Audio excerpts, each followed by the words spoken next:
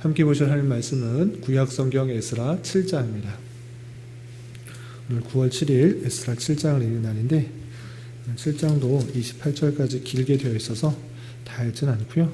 1절부터 10절까지만 봉독하겠습니다. 구약성경 에스라 7장 1절부터 10절까지 말씀, 구약성경 719쪽 전후를 보시면 되겠습니다. 1절부터 10절까지 함께 봉독합니다. 이 일 후에 바사왕 아닥사스다가 왕이 있을 때에 에스라라 하는 자가 있으니 그는 스라야의 아들이요 아사라의 손자요 힐기야의 증손이요 살룸의 현손이요 사독의 5대 손이요 아이둡의 6대 손이요 아마랴의 7대 손이요 아사랴의 8대 손이요 무라요의 9대 손이요 스라히야의 10대 손이요 우시알의 10대 손이요 붓기의 12대 손이요 아비수아의 13대 손이요 비느하스의 14대 손이요 엘르아살의 15대 손이요 대제사장 아론의 16대 손이라. 이 에스라가 바벨론에서 올라왔으니 그는 이스라엘의 하나님 여호와께서 주신 모세의 율법에 익숙한 학자로서 그의 하나님 여호와의 도우심을 입음으로 왕에게 구하는 것은 다 받는 자이더니 아닥사스다 왕 제7년에 이스라엘 자손과 제사장들과 레위 사람들과 노래하는 자들과 문지기들과 느디님 사람들 중에 몇 사람이 예루살렘으로 올라올 때에 이 에스라가 올라왔으니 왕의 제7년 5째 달이더라. 첫째 달 초하루에 바벨론에서 길을 떠났고 하나님의 선하신 도우심을 입어 5째 달 초하루에 예루살렘에 이르니라.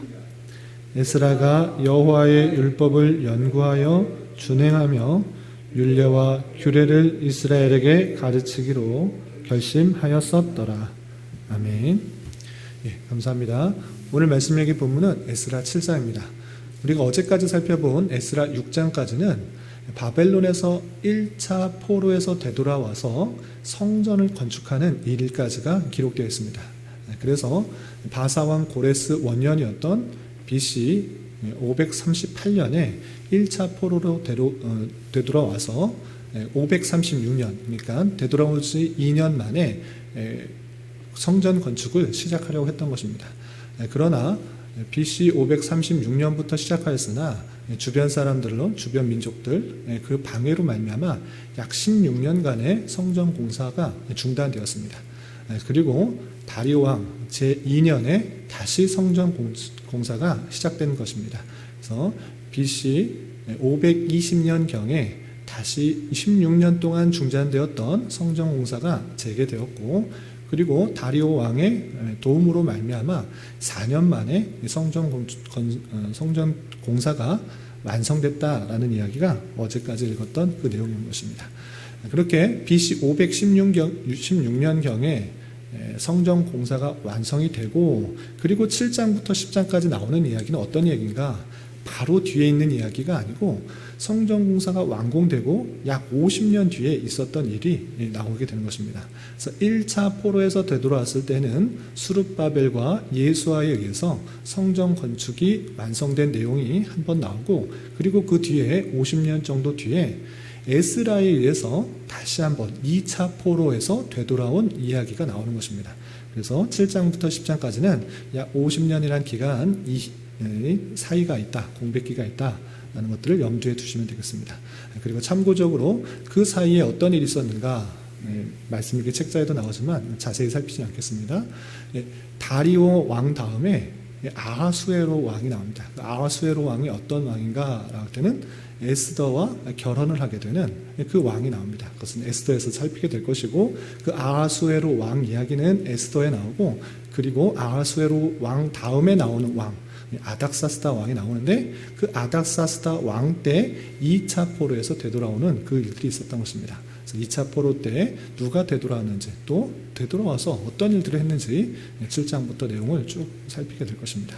그런데 오늘 7장에서는 2차 포로에서 에스라는 사람이 나오는데 에스라라는 사람이 어떤 사람이고 또 그와 함께 되돌아오게 된 사람들이 누구인지, 그리고 그렇게 되돌아올 때 아닥사스다 왕으로부터 어떤 호의를 받았는지 7장에 나오게 됩니다. 그 내용을 좀 살펴보도록 하겠습니다.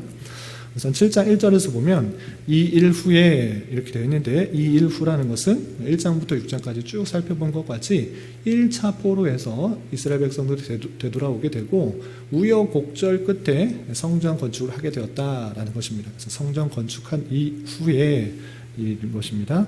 바사왕 아닥사스다가 되어 있는데, 말씀드린 것처럼 6장에서는 다리오 왕이 나오고 다리오 왕 6년 때 성전 건축이 되었는데, 이 아닥사스당은 그 다리오 왕 다음에 아하수에로 왕, 그리고 아하수에로 왕 다음에 나오는 왕이 아닥사스다입니다. 그러니까 성전 건축으로부터 약 50년이라는 기간이 있는 것입니다. 그 사이에 바사왕은 2번이나 바뀌게 된 것입니다. 그래서 아닥사스다가 왕이 있을 때라고 되는데, 참고적으로 아닥사스다는 언제를 다스렸는가라고 하면 BC 465년부터 BC 425년까지 약 40년 동안 바사를 다스렸던 왕인데, 그때 있었던 일을 쭉 설명하고 있는 것입니다.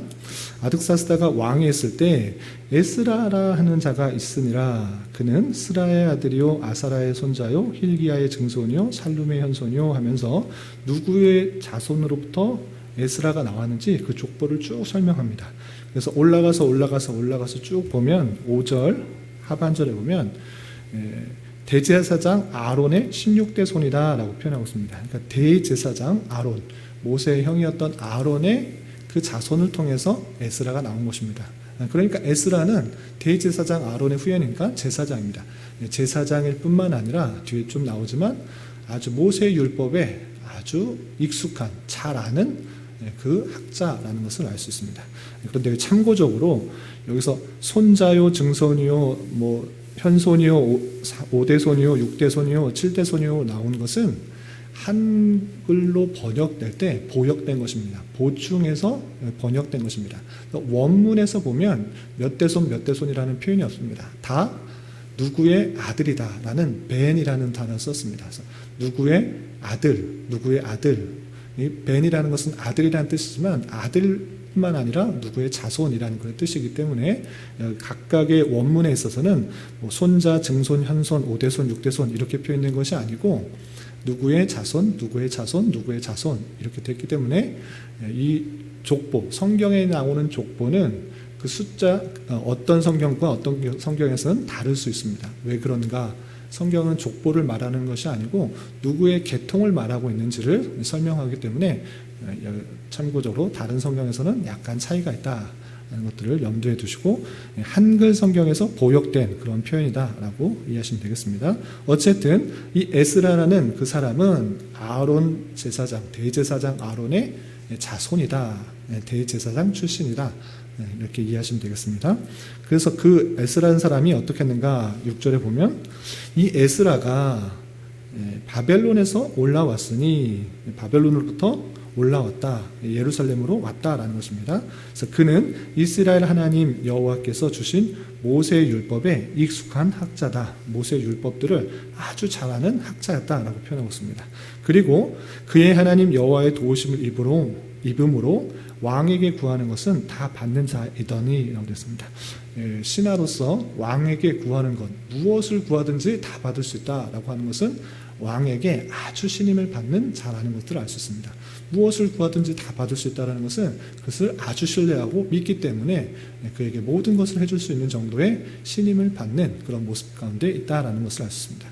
율법 학자일 뿐만 아니라 왕에게도 아주 신임을 받는 그런 사람이었다라는 것입니다. 근데 그가 어떻게 했는가?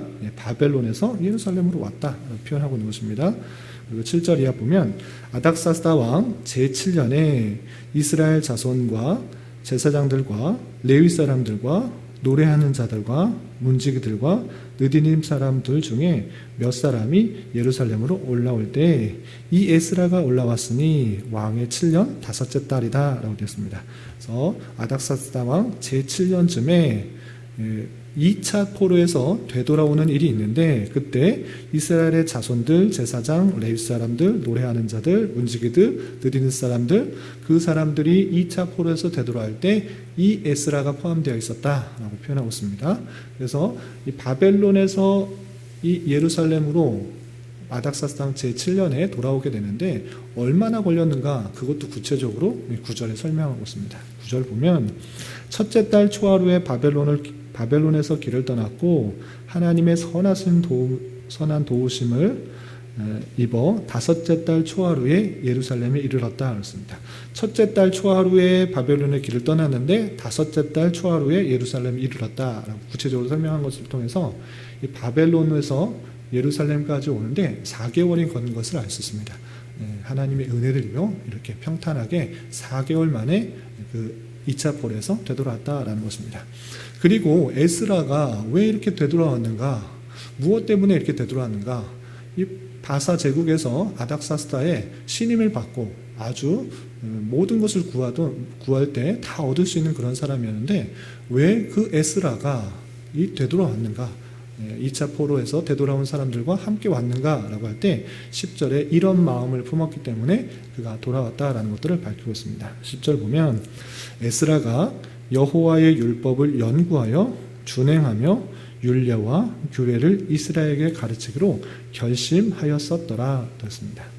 그러니까 1차 포로에서 되돌아오고 약 50년이 지났을 때 그 사람들에게 하나님의 율법들을 잘 전해줄 사람이 없었던 것입니다. 물론 수룹바벨과 예수아라는 사람이 지도자의 역할을 하고 또한 제사장의 역할들을 했을지라도 50년이라는 그 시간 동안에 그 사람들이 하나님의 말씀대로 잘 살았는가, 두 지도자에 의해서 잘 생활했는가 라고 할 때 그 뒤에 에스라 뒷부분을 읽어보면 아시겠지만 그러지 못한 것입니다. 흐르는 시간 속에 성전은 지어놓고 또 하나님께 제사 드리는 그 일들을 다시 회복하긴 하였지만 흐르는 시간 속에 계속적으로 부패와 타락이 여전히 그 포로에서 되돌아온 백성들에게 나타나는 것입니다. 하나님을 섬기는 그 모습들도 있지만 세상 사람과 동화되고 이방 사람들과 결혼하고 또 이방 풍습에 물들어가는 모습들이 여전히 또 나타나기 때문에 에스라 학자는 이렇게 놔둬서는 안 될 것이다. 다시 예루살렘으로 돌아가서 여호와의 율법을 잘 연구하고 또 가르치기로 결심했다라고 하는 것입니다. 그래서 에스라는 그 이스라엘 백성들, 포로에서 되돌아온 이스라엘 백성들이 더욱더 하나님의 말씀에 굳건히 서서 하나님의 섬기는 그 신앙을 잘 유지하기 위해서 그런 결심을 하게 되었고 2차 포로에서 되돌아오게 된 것입니다. 그런데 여기서 좀 특이하게 주목할 만한 표현이 있는데, 그냥 에스라가 여호와의 율법을 연구하여서 가르치기로 결심하였다 이렇게 표현하지 않고 10절에서 보면 연구하여 준행하며 가르치기로 결심하였더라 이렇게 표현하고 있습니다. 그러니까 가르치는 데 있어서 아주 중요한 표현이 있는 것입니다. 그냥 사람들에게 율법이 이러한 것이니까 이대로 행하라, 연구하여서 이대로 행하라 라는 것이 아니라 자신 스스로도 그 말씀에 얽매여서 행동하는 그 모습이 있는 것입니다. 남들에게는 다 시키고 자기는 안 한다 이것이 아니고 율법을 연구하여 자신도 준행하며 그 말씀대로 살아가며 그리고 그 율법들을 가르치려고 하고 있는 것입니다. 그래서 가르치는 자의 아주 중요한 자세가 나오는데 율법을 연구하여서 그냥 가르치는 것에 그치는 것이 아니라 그것을 실제로 준행하는 모습, 그리고 자신이 먼저 그 삶의 모범을 보여서 행하는 모습들이 가르치는 자에게 아주 중요한 요건이다라고 할 수 있는 것입니다. 여기까지가 1절부터 10절까지가 에스라는 사람이 어떤 사람이고 어떤 목적 때문에 바벨론에서 예루살렘으로 돌아왔는지 잘 표현해 주고 있는 것입니다. 그렇게 에스라가 돌아오게 된 2차 포로에서 되돌아오게 된 이유를 설명한 이후에 11절부터 26절까지는 그가 되돌아오게 될 때 아닥사스다의 왕의 큰 도움을 얻었다라는 내용이 부가적으로 설명됩니다. 그 왕의 신하가 아주 신임을 얻는 신하가 예루살렘으로 돌아가겠다고 하는데 어떻게 그렇게 돌아올 수 있었는가, 또 돌아오게 될 때 그 왕은 어떤 모습 가운데 있었는가를 11절부터 26절까지 통해서 알 수가 있게 됩니다. 그 아닥사스다 왕은 그 에스라가 원하는 대로 그냥 돌아가게 해줄 뿐만 아니라 에스라가 원하는 것, 그리고 성전에서 필요한 모든 것들을 다 행할 수 있도록, 또 원하는 대로 줄 수 있도록 그렇게 조서를 써서 신하들에게 내리는 모습을 볼 수 있습니다. 그 내용이 11절부터 26절까지 길게 되어 있는데 다 읽지는 않고 몇 군데만 좀 띄어서 읽겠습니다. 우선 13절 읽겠습니다. 13절 보면 아닥사스다가 조서를 내립니다. 13절, 조서를 내리노니 우리나라에 있는 이스라엘 백성과 그들 제사장들과 레위 사람들 중에 예루살렘으로 올라갈 뜻이 있는 자는 누구든지 너와 함께 갈지어다 라고 하면서 조서를 통해서 에스라만 그냥 가는 것이 아니라 혹여나 그 포로, 그 바사에 있는 바벨론 주변에 있는 그 포로 중에 에스라와 함께 돌아갈 사람이 있으면 누구든지 갈 수 있도록 허락한 것을 볼 수 있습니다.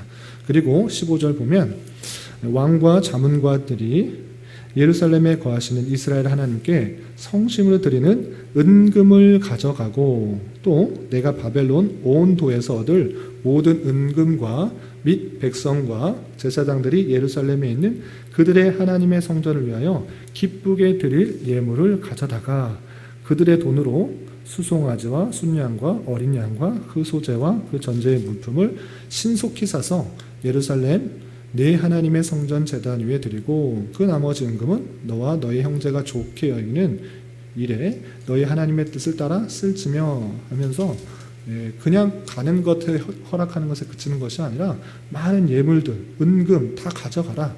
하나님께 드릴 그 은금을 다 가져가고 그 가져가서 하나님께 드릴 제사, 그 제물들 사고 제사 드리고 그 나머지는 그 기쁜 하나님께서 원하시는 기쁜 마음으로 쓸 것들을 다 써라 라고 하면서 많은 은금도 함께 보내주는 것을 볼 수 있습니다.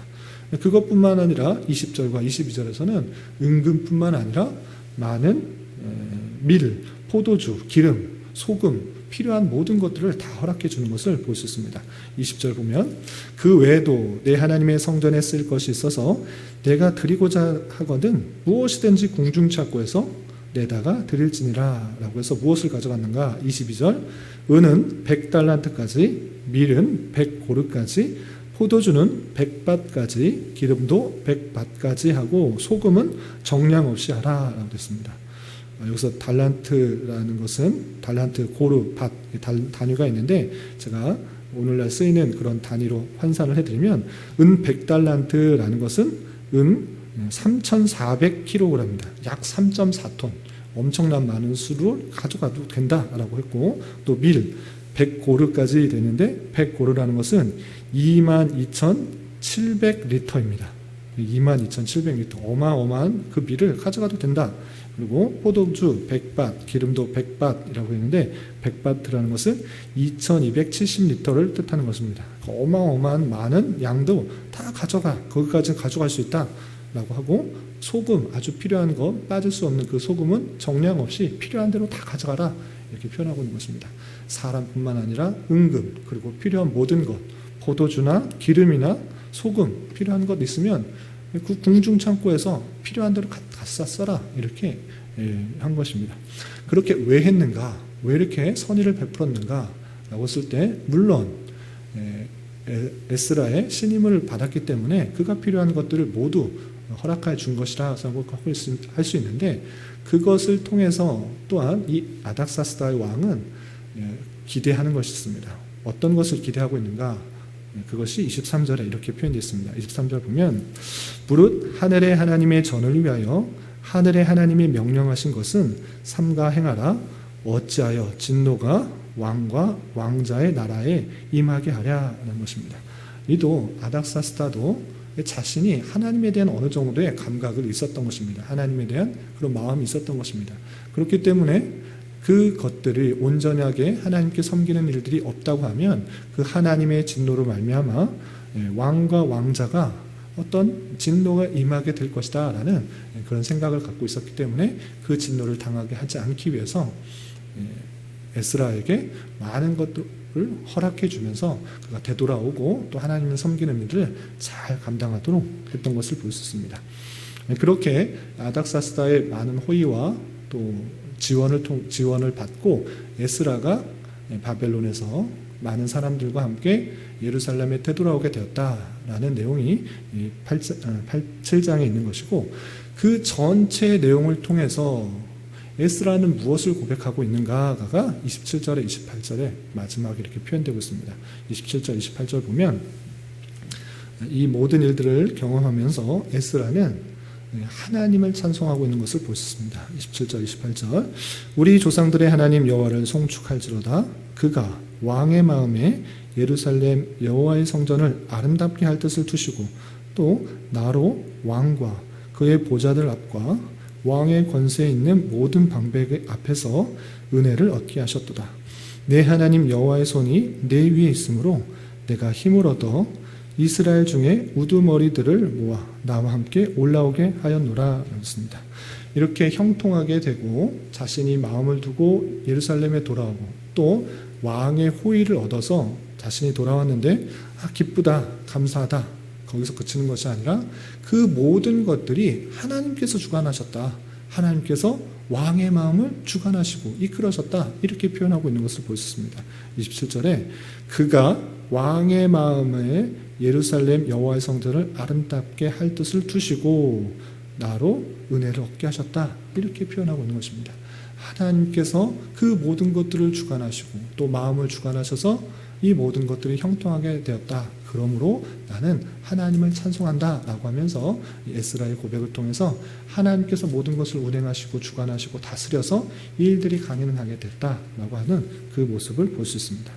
이런 말씀을 통해서 우리는 어떤 것을 교훈받을 수 있는가, 여러 가지 것들을 생각할 수 있는데 특별히 에스라의 모습을 좀 주목했으면 좋겠습니다.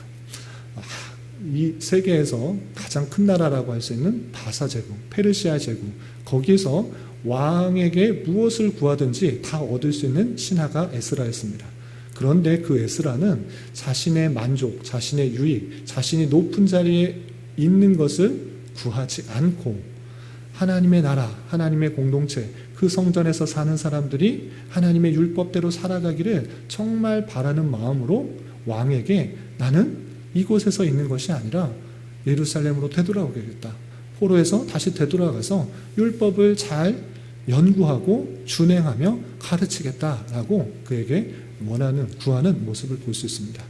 이 모습을 통해서 우리가 가진 기회를 통해서 무엇을 구하고 있는가, 무엇을 구하고 있는가를 되돌아보았으면 좋겠습니다. 내가 가진 기회, 그것이 크거나 많거나 적거나 상관없이 그 구하는 것이 나만의 유익을 위해서, 나의 만족을 위해서, 내 가족만을 위해서 한다고 하면 그것은 정말 부족한 또는 하나님께서 주신 기회를 선용하지 못하는 것이라 생각합니다.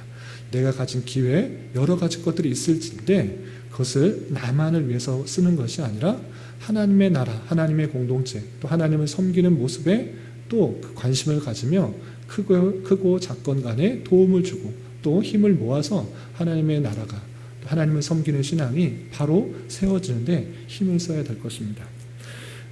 왕에게 구하는 것을 다 받을 수 있는 관계도 중요하고 신임을 받는 것도 물론 잘하는 일이지만 그것보다 더 중요한 것은 그 관계에서 무엇을 구하는가, 무엇을 간구하고 있는가, 그것이 더 중요하다라고 할 수 있겠습니다.